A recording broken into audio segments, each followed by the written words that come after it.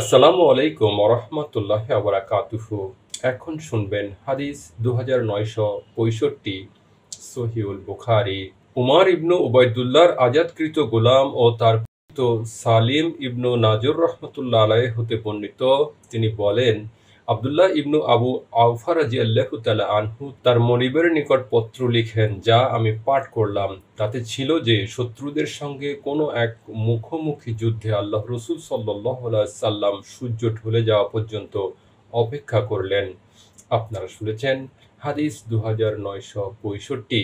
এখন শুনবেন 2966।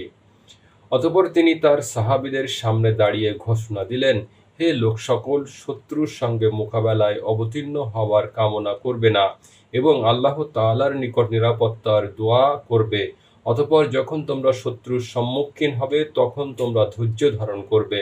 জেনে রাখবে, জান্নাত তরবারির ছায়ার নিচে অবস্থিত।